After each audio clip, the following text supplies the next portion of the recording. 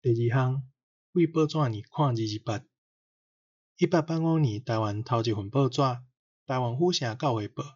伫台湾府府城发行，嘛是台湾头一台印刷机印的。到现代网络普及进前，报纸是上要紧的媒体。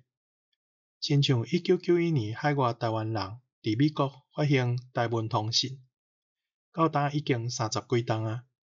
建立近代台语文书写的标准化、大众化，嘛建立有台湾人主体性的思想甲知识。市民者当然嘛知影这点，控制媒体就是控制信息甲思想。日本时代台湾人互市民上大的媒体《台湾新报》，当然是互市民者来控制。到战后变做台湾新生报，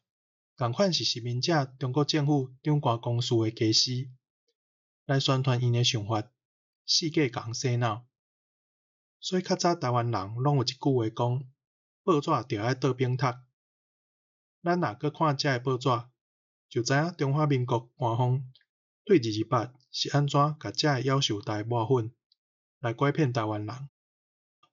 民间的报纸，民报、人民导报、台民报、晚报、中华日报、中建日报、民生日报、自由日报、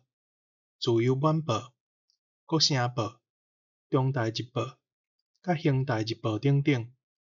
伫228发生了后，就拢互关起来，相关的人员嘛陆续受难。